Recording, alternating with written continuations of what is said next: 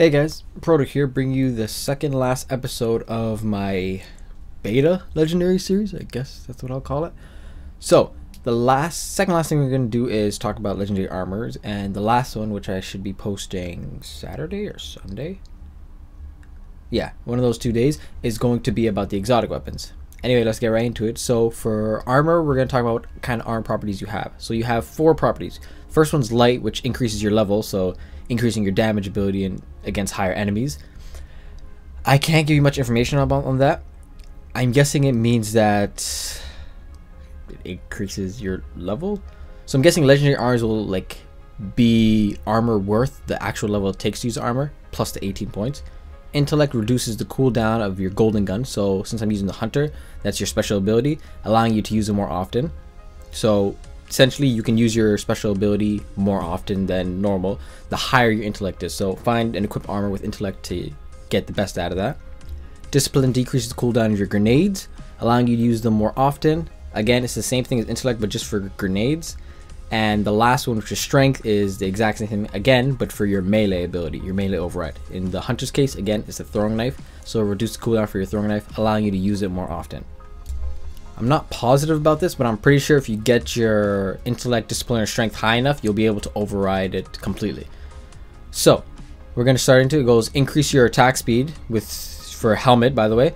And again, you're going to have upgrade, which increases the armor's defense points, and that will be the same over every single piece of armor. They will all have this, as long as they are at least, I believe, rare or uncommon. I can't be too sure because I didn't really get any rare armor. I got uncommons though, and I didn't really check those out because uncommon, you know, it doesn't mean that much to me. Infusion replenishes health each time you pick up an orb of light, so which is good, especially when you're playing PvP or just PvE. Use those orbs of light. You should be picking them up anyway. You're getting health with it as well. That's good, especially if they're in the midst of combat. So the last one is going to be consistent for everything. It's called Energize. It'll be the same as Lock-In was for weapons. It'll lock in all previous choices. And since for legendary armors you don't have choices, you're not really losing anything from getting this right away. So increase your armor's defense again, but it'll lock in all previous choices. So I'm going to do 2 helmets, 2 armor pieces for everything because it's not that much to choose to look at. So here, fastball, increase the grenade's throwing distance. It doesn't increase how fast you throw, it's just distance. So upgrade again, armor's defense. Ashes to assets is replenish super energy when you kill an enemy with a grenade. So again, pairing this up with either discipline and intellect or one or the other would be great. So moving on, again, we have the last column, which is going to be common for everything. The third and last column will be common for every single piece of armor that I'm going to show you, and it is Energize. Energize, again, being it'll increase your armor, but it'll stop you and you can't change around anything. Again though, for this armor there's nothing to change, so there's no point in not getting it. So third column will always be upgrade, just increase armor defense, and last one will be Energize, lock all previous choices, upgrade defense. So moving on to the gauntlets, our first upgrade would be auto rifle loader, which is increase the reload speed of auto rifles, the automatic primary weapon that we have. It won't work for pulse rifles even if you get the fully auto upgrade because this is strictly auto rifles. Incisive maintenance is causing damage to the melee will reduce your grenade cooldown. So it's good to match that up with discipline and strength because discipline decreases grenade cooldown while strength decreases melee cooldown. And an increased defense block on all choices. Energize and upgrade always be the same. Our next pair of gauntlets, again, we have increased the reload speed of auto rifle. I just explained that. Switchblade, which will increase the melee's attack speed. So that's also pretty self-explanatory. Moving on, we're going to have the chest armors. So for our first chest armor, we have auto rifle ammo. You get to carry more auto rifle ammo in reserve. It's not in your magazine, but just your backup ammo, which is not that big of a deal because you'll never run out of primary ammo. Fusion rifle is the same thing, but increase the amount for fusion rifle you can carry. So it's good to be pairing up an auto rifle with a fusion rifle if you do have an armor that'll increase ammo for both of them.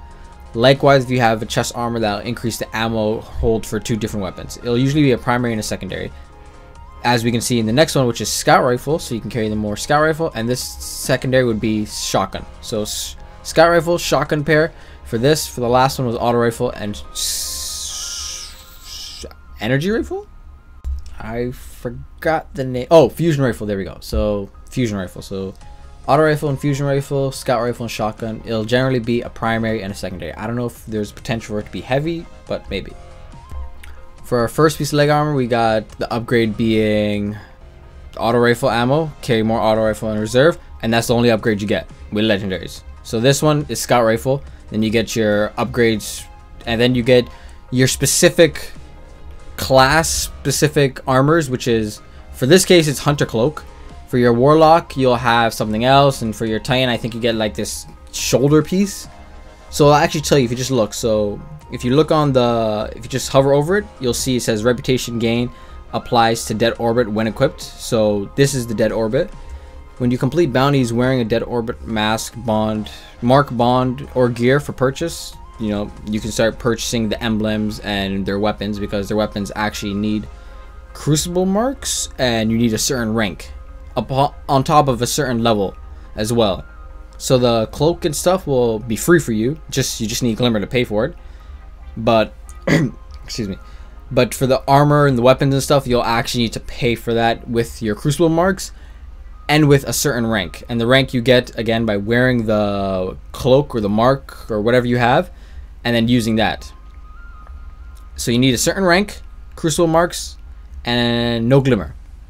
And a certain level, sorry, and a certain level. And to get the rank, you need the cloak. Anyway, that's all the info I have for armor. So I want to thank you guys for watching. And I hope to see you guys in my last episode, which will be this weekend. And it will be on exotic weapons. The difference between them and legendary weapons. Anyway, later.